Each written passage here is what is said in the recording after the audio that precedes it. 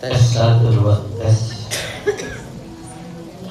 Bismillahirrahmanirrahim. Assalamualaikum warahmatullahi wabarakatuh.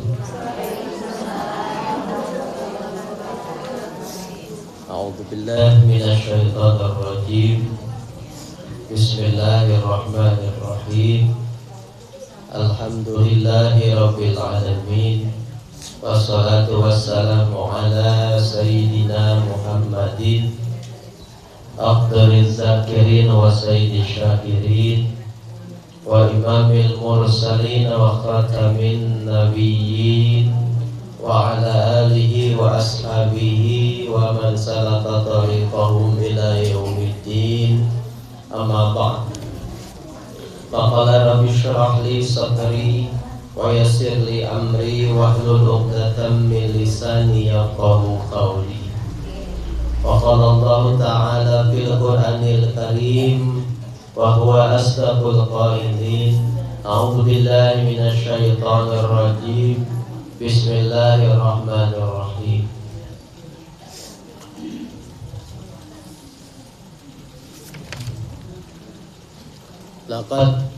Laqad taballahu 'alan nabiyyi wal muhajirin wal ansari alladziina tabauhu fi sa'atil usr. Al-ayat sadaqallahul azim.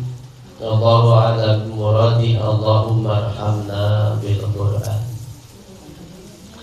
Selalu kita bersyukur kepada Allah Subhanahu wa ta'ala atas limpahan nikmat darinya kepada kita semuanya di sepanjang hidup kita sampai detik saat ini. Termasuk di pagi hari ini kita bersyukur kepada Allah Subhanahu wa ta'ala masih bisa bangun pagi dan menghirup udara dan beraktivitas. Di pagi hari ini, di hari ini, dengan pastikan dalam hati kita lebih banyak nikmat Allah yang kita rasakan daripada musibah yang kita rasakan. Kita bisa hadir di majlis taklim ini adalah nikmat yang luar biasa. Nikmat yang melahirkan pahala dan ampunan dosa serta janji Allah dan Rasul kita akan menempati surga Allah Subhanahu wa ta'ala. Salawat dan salam semoga senantiasa Allah limpahkan kepada junjungan kita Habibana wa Nabiyana wa Maulana Muhammad sallallahu alaihi wasallam, keluarganya, para sahabatnya, dan kita sekalian umatnya sampai hari kiamat. Hadirin jamaah kajian Ahad pagi yang dirahmati Allah Subhanahu wa ta'ala, mudah-mudahan Allah senantiasa menjaga hidayah taufik kita semuanya. Mudah-mudahan Allah Subhanahu wa ta'ala senantiasa memberikan kita kekuatan untuk senantiasa bersyukur atas semua nikmat Allah Subhanahu wa ta'ala dan bersabar atas ujian-ujian dari Allah Subhanahu wa ta'ala. Mudah-mudahan semua aktivitas kita senantiasa mendapat ridho Allah Subhanahu wa ta'ala. Amin ya Allah ya Rabbal alamin. Seperti biasa kita awali taklim kita di pagi hari ini dengan melantunkan zikir Asmaul Husna. A'udzu billahi minasyaitonir rajim. Bismillahirrahmanirrahim. Ya Allah ya Rahman ya Rahim ya Malik ya Quddus ya Salam ya Mu'min ya Muhaimin ya Aziz ya Jabbar ya Mutakabbir ya Khaliq ya Bari ya Musawwir ya Ghaffar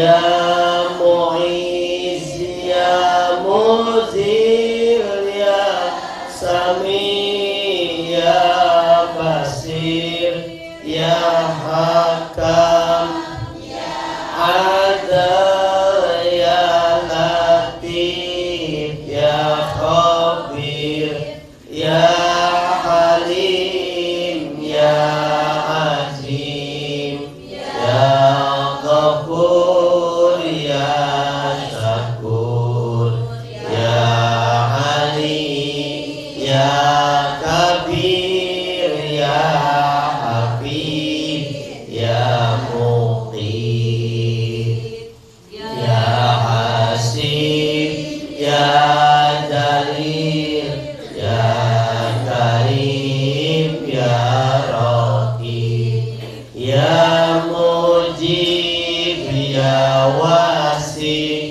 Ya Hakim Ya Wadud Ya Majid Ya Ba'is Ya Syahid Haq Ya Wakil Ya Qawi Ya Matin Ya Wali Ya Hamid Ya Musi Ya Mubdi Ya Mu'id Ya Muhyi Ya Mumit Ya Hayyu Ya Qayyum Ya Wajid Ya Majid Ya Wahid Ya Ahad Ya Samad Ya Qadir Ya Muqtadir Ya Muqaddim Ya Muakhir Ya Awal Ya Akhir Ya Zahir Ya Batin Ya Wali Ya Muta'ali Ya Bar Ya Tawwab Ya Muntaqim Ya Afu Ya Rauf Ya Malikal Mulki Ya Dzal Jalali wal Ikram Ya Muqsit Ya Jamil Ya Ghani Ya Mughni Ya Mani Ya Adon Ya Nafi Ya Nur Ya Hadi Ya Badi Ya Baqi Ya Waris Ya Rashid Ya Sabur Ya Allah Ya Allah Ya Allah. Alhamdulillahirabbil alamin. Jamaah yang dirahmati Allah Subhanahu wa taala, sebelum saya sampaikan kajian kita pagi hari ini, sedikit ulasan kegiatan Yatim Super Camp di Pondok Pesantren Al-Hadarah Kemang, Bogor. Dari kemarin sampai hari ini alhamdulillah berjalan, walaupun sebenarnya belum optimal karena kita membuka jatah untuk anak yatim 50 orang. Anak yatim 50 orang disediakan kaos yatim Super Camp itu. Karena lokasinya kan lokasi untuk healing sebenarnya itu. Bukit gitu. Dikitari oleh di sekitarnya itu pohon sawit. ada goa juga di sana. Jadi anak-anak itu sebenarnya suka pasti di situ. Jadi suasana masih alami, masih semi pedalaman dengan pondok pesantren dari Jati. Ini ada beberapa bangunan yang permanen, ada peternakan kambing, ayam, bebek, dalam perencanaan sapi. Kita buka jatah 50 orang sebenarnya, tapi yang terkumpul kemarin paling 30 orang lah, belum mencapai target. Ini sebenarnya kesempatan ya buat anak-anak kita, anak-anak yatim kita tinggal di sana. Mereka tinggal di kemah, kan yatim camp, jadi camping. Jadi camping di tenda, tinggal di tenda samping masjid. Masjid pesantren itu sebenarnya sayang ya kesempatan yang hari ini yatim itu usianya 15 tahun dihormati, dianggap belum balik, sekarang 15 tahun. Sebenarnya yatim itu ada yang sudah 13 tahun, 12 tahun udah balik, ada yang pertama yang akhwat ya, ada itu. Yatim kan seperti makanan, ada kadaluarsanya. Ya, jangan dipahami yatim itu akan seumur hidup. Yatim itu ada kadaluarsanya sampai maksimal 15 tahun. Setelah 15 tahun dia bukan yatim lagi, nggak dapat hak penghargaan dari syariat untuk disantuni. Itu harus dipahami sesuai syariat itu. Jadi jangan. Nah, justru karena yatim itu ada kadaluarsanya, orang tua harus mengambil kesempatan sebanyak-banyaknya. Itu sebanyak-banyaknya apa peluang yang diberikan dari kaum muslimin sekitar kita, program itu menghadirkan ustadz-ustadz yang luar biasa, lengkap dari IPB, dari pesantren, hafal Quran. Itu kita nggak akan dapat. Saya yakin di Kertasari yatim kalau tidak disantuni juga bisa makan, karena orang tuanya bertanggung jawab, punya pekerjaan. Tapi yang tidak bisa diberikan oleh orang tua adalah pendidikan agama. Dunia sudah dijamin sama Allah, gak usah terlalu khawatir, dan dijamin minimal cukup. Tapi akhirat belum dijamin. Harusnya anak kita dari 0 tahun sampai 15 tahun fokuskan untuk akhiratnya, karena gak dijamin akhirat itu. Siapa yang jamin akhirat kita? Gak ada. Kalau kita mati nanti, yakin nggak anak yatim kita itu jadi anak yang soleh? Belum tentu. Belum tentu. Apalagi sampai 12 tahun doang jaminannya. Sampai 15 tahun itulah gunakan kesempatan pembinaan, pendidikan, cari peluang. Dari Cikapang 12 orang datang. Mending, alhamdulillah. Dan kita cuma 3 orang. Mami sedih ya gitu. Jadi kalau saya berpikir santunan itu ada luasa.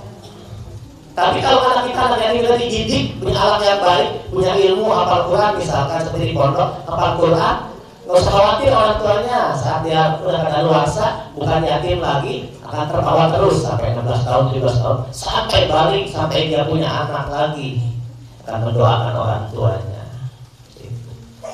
Tapi sekarang kalau yang dipikirkan dunianya saja, kekhawatiran, ya nggak mungkin lah kita di pondok nggak dikasih makan, nggak diperhatikan terlantar. Kenapa harus khawatir? Itu. Kenapa nggak harus takut? Itu. Saya itu dampingi kemarin. Nanti Umi hari ini mau kesana juga dampingi dan antar pulang ke pulangan kita. Ini bahan renungan. Makanya saya konsen apa? Bekal terbaik itu insya Allah. Kalau dunia mah ada jaminan dari Allah. Wa ma min dabatin fil ardi illa 'ala Allahi rizquha. Itu jaminan dari Allah, akan ada rizkinya. Itu. Ada rizki, tapi akhirat enggak ada jaminan. Enggak ada. Tidak ada kita di sini yang dijamin akhiratnya oleh Allah. Tidak ada. Kecuali para nabi, para sahabat dijamin oleh Allah. Kita bukan dijamin akhiratnya. Enggak. Makanya berjuang lebih itu di akhirat. Saya sampaikan kemarin kepada anak-anak di sana, kalian harus sukses akhirat dulu sebelum dunia, supaya tidak salah kaprah. Kalau sukses dunia dulu, nanti akhiratnya terbengkalai. Kalau akhirat sukses mah dunia pasti ngikutin, jaminan. Akhirat sukses, dunia ngikut. Nggak mungkin. Walaupun nanti dunianya secukupnya, kita sudah siap mentalnya, siap menerima dunia seadanya saja, secukupnya saja. Ya, ini catatan penting buat kita. Nanti dicatat, karena nanti jangan sampai tidak tepat sasaran. Yang sudah bukan yatim tetap dapat santunan, harus dialihkan. Kalau ada santunan doa apa ya silakan. Judulnya doa apa? Yatim udah 15 tahun usianya sudah sesuai syariat, bukan sesuai pemahaman kita, bukan sesuai syariat. Saya begitu. Saya baca di kitab juga tegas banget, tidak punya hak lagi untuk mendapat santunan. Jadi sudah tidak ada lagi prioritas apresiasi tentang apapun setelah usianya 15 tahun. Dia harus hidup mandiri. Kalau dunia bisa ngikutin saya bilang, tapi kalau akhirat belum tentu. 0 sampai 15 tahun belum biasa sholat duha, nggak akan sholat duha anak itu. Belum biasa tahajud, mau sholat tahajud anak itu. Nggak bisa baca Quran, nggak bisa baca Quran seterusnya. Apa yang diharapkan kita kalau hanya image kita, otak kita yang mikirnya santunan saja. Itu juga penting mungkin, tapi bukan yang utama. Saya apresiasi pada anak-anak kita yang kemarin semangat. Ya. Sakira ya. Sakira langsung berbaur itu, langsung akrab dengan yatim-yatim yang lain. Itu potensi Sakira itu harus di. Nanti saya sama Ustaz Mahfud ngobrol ya dengan anak-anak yang fokus, orang tuanya fokus, anaknya juga semangat, kita ingin bantu lah ya. Pendidikan segala macam gitu. Jangan di stop, justru anak-anak seperti harus diangkat. Kuncinya kan di orang tua. Orang tuanya kalau tidak mau akhirat ya susah. Ya, kalau otaknya cuma santunan, nggak bisa menyempatkan gitu berpikir akhirat. Kita akan mati. Ketika mati dijamin karena kita akan benar-benar ingat sama kita dan tahu cara memuliakan orang tua yang sudah meninggal. Belum tentu. Di pendidikan itulah kemarin luar biasa itu ya, walaupun semalam ya, luar biasa. Ini catatan sedikit.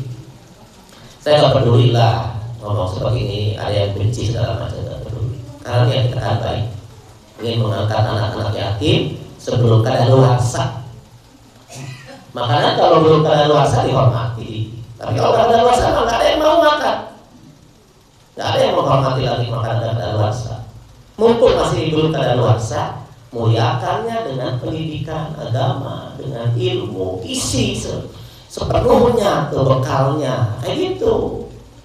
Kalau udah kadaluarsa sudah stop, nggak ada jawaban. Di surga nggak ada anak yatim. Adanya muttaqin, orang yang bertakwa. Lepas tuh derajat-derajat seperti itu tuh lepas. Itu hanya Rasul karena beliau itu belum lahir sudah yatim. Usia 6 tahun sudah meninggal ayahnya. Dalam usia 6 tahun Rasul yatim piatu. Bayangkan. Luar biasa itu. Itu yang buat Rasul kenapa mencintai anak yatim dalam hidup beliau. Karena beliau anak yatim. Di usia belum lahir dalam kandungan ibunya udah meninggal ayahnya. Baru 6 tahun sama ibunya dan meninggal ibunya. Itu yatim piatu Rasul itu. Karena itulah beliau memuliakan. Hanya ada batasan waktu usia itu. Orang tua harus jeli dan cerdas mikirin itu. Jangan mikirin dunia saja. Tanggung jawabnya akhirat yang utama itu. Pikirin. Orang mikir akhirat. Donatur kemarin gampang kalau hanya santunan doang. Gampang banget, tinggal distribusikan. Tapi ada tanggung jawab akhirat mereka nggak mau. saya ingin nyumbang tapi bikin acara buat mereka. Ya itu, ada acara bangun malam, tahajud. Saya tanya kemarin yatim, nggak ada yang satupun yang ngacung untuk siapa yang sudah pernah tahajud, nggak ada yang ngacung. Artinya apa? Ibunya nggak bisa ngajarin tahajud, nggak bisa. Boro-boro ngajarin tahajud, pakai rok yang tolong yang tomat, itu disediakan oleh orang-orang donatur yang dermawan, yang punya kepedulian terhadap anak yatim. Lebih berharga itu pedulinya dan sekedar uang gitu. Saya ingin memahamkan kita jamaah ya, yang punya anak yatim, berpikirlah lebih cerdas, berpikir lebih cerdas. Jangan berpikir pendek, tapi berpikir panjang ya gitu. Alhamdulillah secara umum sih sukses acaranya ya. Dan pagi ini mereka akan healing keliling bukit, kemudian pulang. Pada subuh sudah pulang setelah santunan. Jadi santunannya sebelum pulang gitu. Jadi dapat ilmu, dapat pengalaman, dapat keseruan, dapat mereka api unggun. Dan khusus mereka disediakan apa? Kambing guling dengan nasi kebuli. Itu luar biasa tuh duniawinya gitu. Jadi full lengkap dunia dan akhiratnya kena dapat gitu. Nanti pulang bawa santunan gitu. Itu catatan penting ya yang saya ingin sampaikan. Panitianya bekerja luar biasa. Baik, kita lanjutkan kajian kita di pagi hari ini. Anak-anak yang taklim hari ini libur dulu ya. Maaf ya anak-anak, mandinya sama orang tuanya masing-masing dulu ya.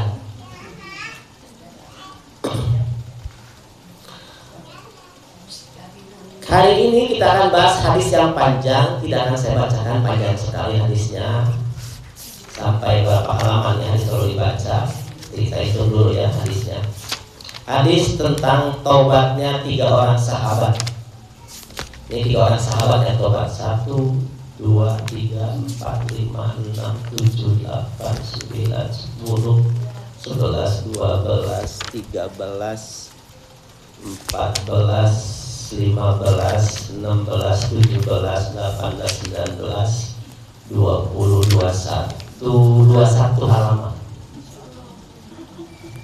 Menceritakan tentang taubatnya 3 orang sahabat.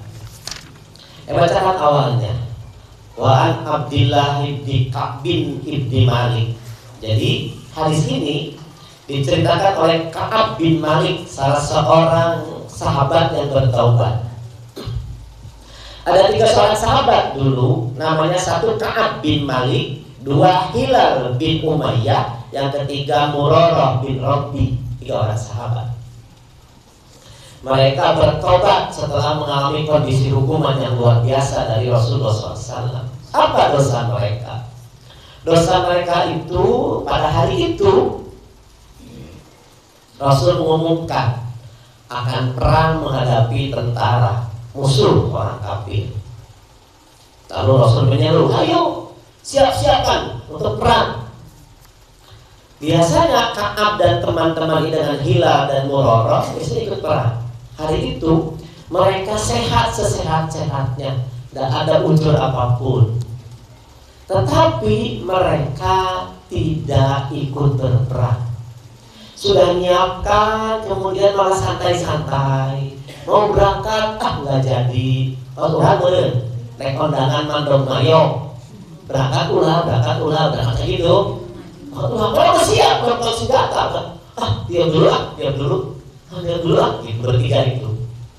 Sampai akhirnya pasukan Rasulullah di kota Madinah itu berangkat perang. Dan tertinggallah 3 orang sahabat itu.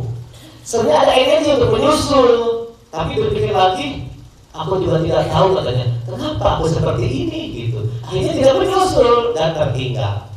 Dan menyesal setelah tertinggal. Bagaimana seterusnya? Lama beberapa hari ya, berapa pekan peperangan itu berlangsung, kemudian selesailah, pulanglah pasukan Rasulullah SAW pulang ke Madinah. Sempat bertanya Rasul, karena beberapa orang sahabat dikenal sama Rasul biasanya. Nah, perang ini perang Tabuk namanya. Ini perang Tabuk. Perang Tabuk ini perang yang jumlahnya cukup besar, sehingga Rasul tidak mencatat satu-satu sahabatnya. Tapi untuk orang sahabat yang rajin itu pasti tahu Rasul. Nah, Ka'ab, Hilal dan Murarah maksud sahabat yang sering dilihat oleh Rasulullah SAW.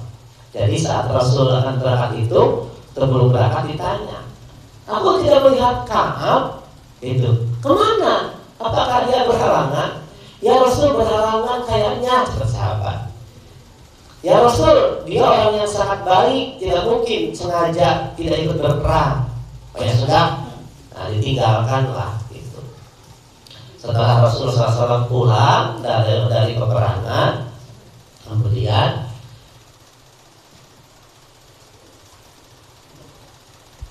sampailah kepada Rasul bahwa memang 3 orang sahabat itu tidak ikut berperang dan mereka tidak punya uzur. Datanglah para sahabat yang punya uzur, nggak masalah itu mah. Yang sakit, yang punya anak kecil, yang uzur boleh tidak berperang gitu. Nah, mereka begini tidak punya uzur, tidak punya halangan. Akhirnya dengan penuh kesedihan mereka bertekad kuat untuk menghadap Rasulullah SAW. Untuk menghadap Rasulullah SAW.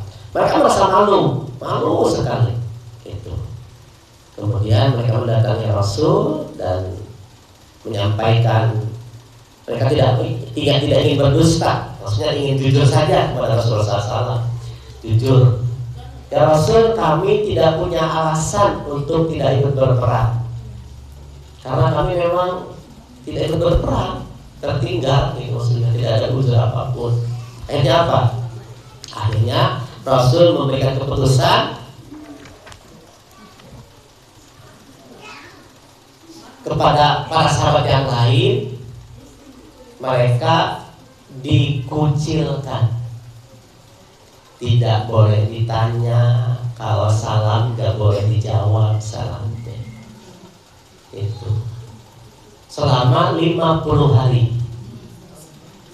Dalam hadis ini disampaikan oleh bertiga ini, dunia serasa mau kiamat, sesempit sekali. Karena mereka mesti juga ada yang negur, ada yang menyapa. Setelah 40 hari datang utusan dari Rasulullah SAW menyampaikan kepada bertiga itu, kepada Ka'ab, wahai Ka'ab, aku sampaikan amanah dari Rasul, mulai hari ini kamu tidak boleh mendekati istrimu. Jadi tidak boleh mendekati istri. Istrinya juga, kamu pulanglah ke orang tuamu dulu sampai ada keputusan dari Rasulullah SAW. Oleh beliau seperti itu. Kalau Ka'ab, dia lebih kuat, dia tetap hadir ke masjid walaupun dikucilkan. Tapi kalau Bilal dan Murarah nggak bisa, dia nangis setiap hari, kekukuk ceria, hanya karena tidak perang jihad itu nangis saja. Sampai mungkin kalau kita mungkin gering gitu, maksudnya gering hati karena fisik terpengaruh.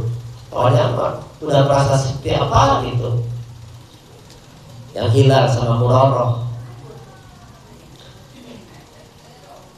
sambil menunggu keputusan dari Rasulullah SAW.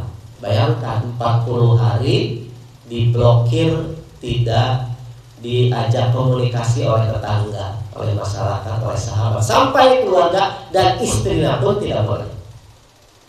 Coba sama sekali. Itu siksaan paling luar biasa, mencekam ya di masa itu. Karena sahabat, 3 orang sahabat itu merasakan benar-benar seperti nggak hidup gitu, kayak udah mati aja gitu maksudnya. Karena hidup mereka kan dengan para sahabat yang lain gitu. Kemudian setelah 40 hari berlangsung, tiba kemudian tambah 40 harinya, 10 hari jadi 50 hari. Tiba-tiba satu hari Ka'ab dan Hilal serta Murarah ini mendengar para sahabat di luar berteriak, kabar baik untukmu Ka'ab, gitu. Kabar baik untukmu Ka'ab, gitu. Kemudian Ka'ab menghampiri, ada apa? Nah, barulah telah ada keputusan dari Rasulullah SAW tentang bagaimana nasibmu setelah kemarin tidak mengikuti perang, gitu. Kemudian akhirnya Ka'ab menghadap Rasulullah SAW. Saat itu di masjid sudah berkumpul para sahabat pada subuh, berkumpul. Ka'ab sholat di masjid, tapi yang 2 orang sholat di rumah menuju masjid sama. Kemudian mereka hatta dakhaltul masjid, masuklah ke masjid. Faidah Rasulullah SAW jalisun awlan nas. Rasul sedang dikelilingi oleh para sahabat. Faqama Thalhah bin Ubaidillah. Maka saat Ka'ab dan 2 orang temannya itu masuk, ada yang berdiri, orang Muhajirin, itu Thalhah bin Ubaidillah.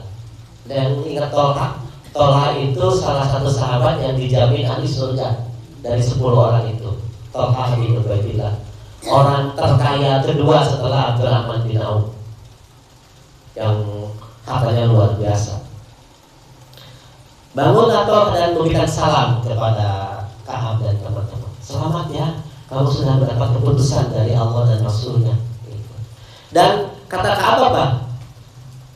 Tidak ada yang berdiri mengucapkan selamat kecuali Thalhah bin Ubaidillah. Sahabat yang lain tidak ada yang berani, duduk semuanya. Itu. Wallahi maqama rajulun minal muhajirin ghairu, tidak ada yang berdiri. Hanya Thalhah saja. Ini apa manusiawi nilai kebaikannya. Pakana Ka'bun la yansaha Thalhah. Aku tidak pernah akan melupakan Thalhah dalam hidupku. Bayangkan ya.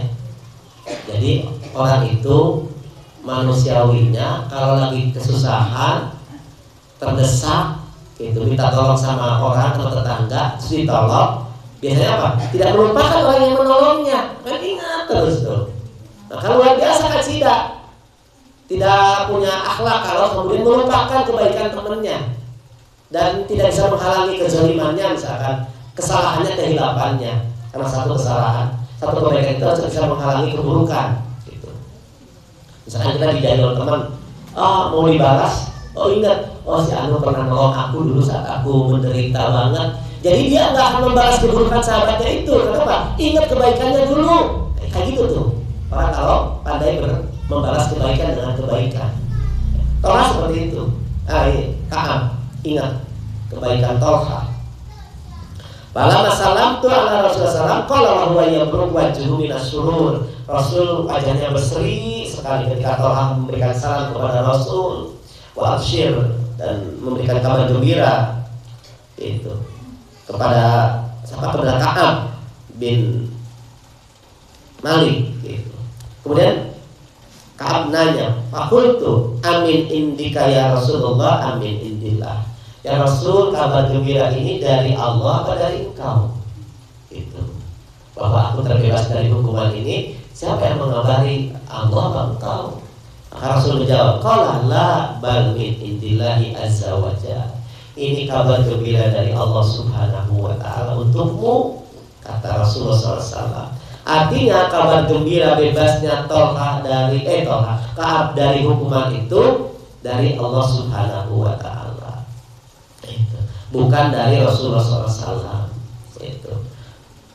Ka'ab ini bertanya, "Fala majalastu baina yadahi qultu ya Rasulullah inna min taubati in an khala'a min mali sadaqatan." Ya Rasul, aku ingin menyempurnakan taubatku. Bolehkah aku bersedekah? Seluruh hartaku akan aku sedekahkan untukmu, untuk kaum muslimin, untuk Islam, kayak gitu. Faqala Rasulullah, "Amsik 'alaika ba'da malika fa huwa khairun laka." Jangan semuanya, tinggalkan sebagian hartamu. Jangan disedekahkan semuanya, kata Rasul. Bukti taubatnya Ka'ab, ingin sedekah semua hartanya. Tapi Rasul menahan, jangan semuanya, sebagian saja dari hartamu yang kamu sedekahkan. Ternyata sedekah itu salah satu cara untuk taubat. Kalau kita punya dosa, segera cari jalannya apa. Makanya kalau kita sering Aku hari ini melalaikan sholat misalkan, santai-santai nonton sinetron sampai liwat sholat zuhur misalkan. Pasti ngerti, di setengah 1 sholat lohor nonton sinetron, nonton drama Korea misalkan di TV. Nah itu langsung sedekah tuh, sedekah. Sahabat sedekah itu kiparan ya.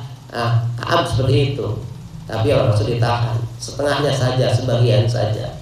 Ini amsikus samhi ala dibi khair. Inginnya sih aku menunjukkan kedermawananku gitu maksudnya dengan sedekah itu, tapi Rasul tidak. Kemudian ya Rasulullah, innallaha ta'ala innama anjani bisidqi. Nah, Ka'ab dan teman-teman merasa bahwa dia diselamatkan dengan dibebaskannya dari hukuman selama 50 hari itu menjalani pengucilan itu karena dia jujur. Padahal dia merasakan kalau saja dia bohong, dosanya akan berlipat-lipat dan mungkin tidak mungkin dibebaskan oleh Allah Subhanahu wa taala. Tapi karena dia jujur, dia mendapatkan keputusan lebih cepat dari seharusnya. Itu karena kejujurannya. Dia bersyukur. Dia mengatakan, aku mensyukuri apa yang aku rasakan dalam Islam dengan kejadian ini, dengan kejujuranku. Gitu. Jadi Ka'ab dan teman-teman merasakan bagaimana dia diselamatkan, diterima tobatnya oleh Allah karena jujurnya. Padahal pahit jujur itu. Mengatakan bisa saja dia bikin alasan kayak kita gini diurangnya, alasannya alasan. Udah terlambat naon alasan. Orang janji bayar hutang ketika bisa bayar, alasan anak. Padahal mah itu pakai belanja misalnya. Tidak ada alasan, tapi kita selalu bikin alasan. Ka'ab itu nggak bikin alasan. Jadi ketika disampaikan, ya Rasul, aku tidak punya alasan apapun tidak ikut berperang. Aku memang tidak ikut berperang tanpa alasan. Gitu. Bukan karena sakit, bukan karena yang lain, bukan karena orang tuaku harus ditungguin karena sakit udah tua, tidak. Aku memang tidak ikut berperang.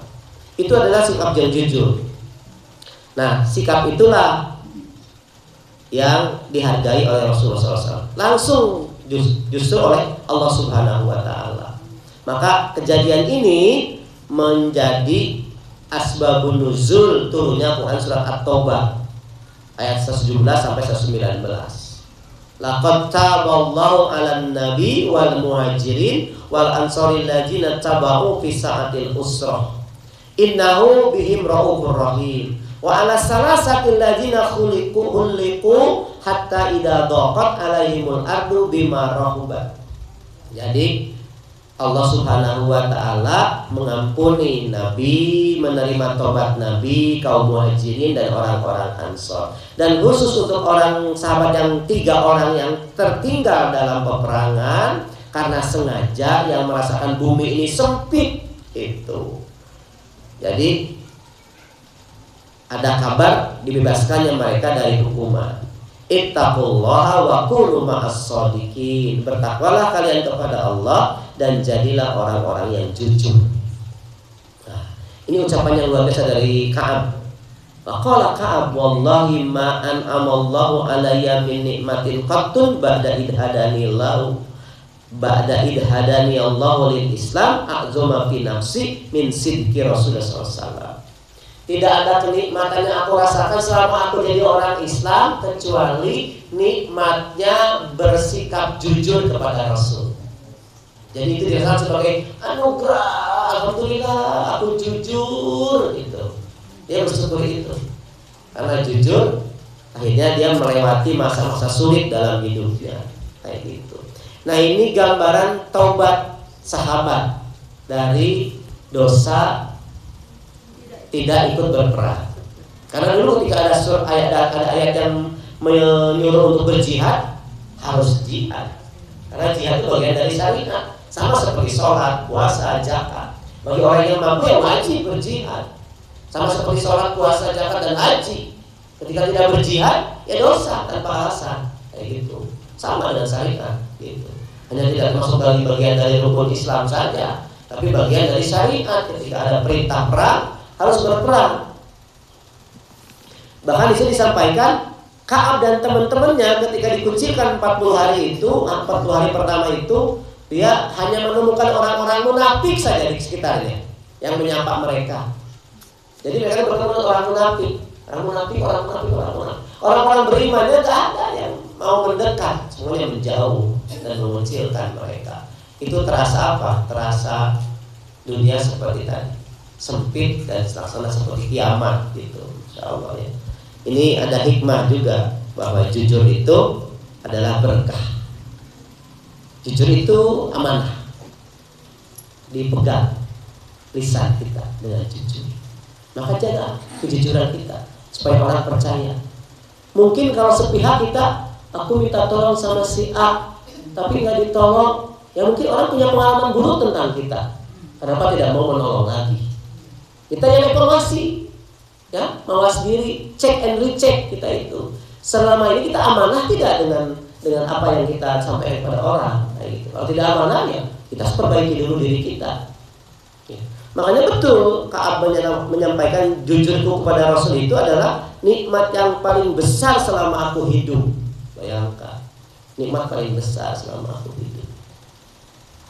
Mungkin banyak nikmat yang lain, tapi karena mengalami kegoncangan hukuman yang luar biasa, Ka'ab merasakan jujurnya kepada Rasul itu adalah nikmat yang besar. Sehingga tobatnya tidak berlarut-larut diterima oleh Allah. Langsung hanya sampai 50 hari itu tobatnya diterima dan diampuni oleh Allah Subhanahu wa taala. Dan terbebaslah dia. Kalau hilal di sini sampaikan, hilal itu ketika ada setelah 40 hari disampaikan kepada hilal oleh sahabat yang lain bahwa engkau disuruh menjauhi istrimu, itu hilal itu usianya sudah agak sepuh, lebih tua dari Ka'ab. Dia harus dilayani oleh istrinya. Puncak orang punya keluhan, merasa berat, gitu. Jadi nggak bisa sendiri, harus dilayani istrinya. Maka istrinya minta tolong kepada Rasul. Ya Rasul, suamiku nggak bisa ditinggalkan olehku. Boleh tidak? Aku tetap menyertai dia, tapi aku tidak melakukan hubungan suami istri. Rasul mengizinkan. Akhirnya Hilal tetap ditemani oleh istrinya. Kalau Tolha tidak, karena untuk menjaga jangan sampai terjadi hubungan suami istri, Tolha kembali ke rumah orang tuanya dulu selama masa pengasingan. Kayak gitu. Kita kenal juga di Mesir dulu ada namanya Said Qutb yang meninggalnya ditembak mati oleh rejim Gamal Abdel Nasser, presiden Mesir. Di zaman pemerintahan dulu Gamal Abdel Nasser ada tokoh Ikhwanul Muslimin namanya Hasan al-Banna. Nah, Said Qutb adalah pendukungnya. Beliau mengarang tafsir Fi Dilalil Quran di atas sana. Fi Dilalil Quran. Nah, itu meninggalnya tembak mati. Nah, dia ada masa itu, ada orang yang baik, tapi dia merasa berdosa selama ini. Makanya ada bukunya tentang tobatnya beliau, tobat Said Qutb. Jadi ada buku yang mencatat tobatnya para ulama gitu. Jadi tobat itu bukan untuk pendosa saja ternyata. Ada tobat untuk para ulama. Kalau ulama-ulama yang sholih melalaikan hal sedikit saja, mereka bertobat. Misalkan terlewat sholat duha hari ini, terus mereka tobat. Misalkan saking sibuknya lupa sholat duha, terus mereka tobat. Apalagi sholat tahajud, mereka tobat banget, minta ampun sama Allah. Jadi ada hal-hal yang harus didampingi dengan tobat. Didampingi dengan tobat dalam hidup kita. Tobat ini kan sebenarnya kan sama dengan terima kasih ya, dengan syukur. Syukur itu berterima kasih kepada Allah dan berterima kasih kepada sesama, bersyukur. Kalau bertobat itu minta maaf sama Allah, minta maaf sama sesama. Itu senjata kita untuk mengurangi, meminimalisir dosa kesalahan yang tidak disengaja. Itu ya. Nah, ini mungkin ya bahasan kita pagi hari ini tentang tobatnya 3 orang sahabat, Ka'ab, Hilal dan Murarah. Ini kalau baca seperti baca cerpen, itu dari awal sampai akhir ceritanya seru. kalau diurai ya satu persatu, kan ada rincian-rincian yang tidak saya sampaikan secara ringkas saja ini, secara ringkas ceritanya gitu. Alhamdulillahirabbil alamin. Ini saja bahasan kita di pagi hari ini. Untuk Riyadhus Shalihin ini satu pertemuan lagi untuk bab tobat pekan atau bulan depan. Bab tobat ini satu kali lagi tentang nanti tobatnya perempuan pezina. Ya, tobatnya perempuan pezina. Alhamdulillahirabbil alamin. Mudah-mudahan ada manfaatnya dan menjadi penguat kita untuk senantiasa melaksanakan ketaatan kepada Allah Subhanahu wa taala dan mendampingi setiap amal kita dengan taubat kepada Allah Subhanahu wa taala setiap hari, khususnya menjelang tidur dan di sepertiga malam terakhir. Kita akhiri dengan doa kafaratul majlis. Subhanakallahumma wa bihamdika asyhadu an la ilaha illa anta astaghfiruka wa atubu ilaik. Yang benar dari Allah, yang salah dari kesalahan saya pribadi. Semoga Allah Subhanahu wa taala mengampuni. Billahi taufiq wal hidayah. Assalamualaikum warahmatullahi wabarakatuh. Waalaikumsalam.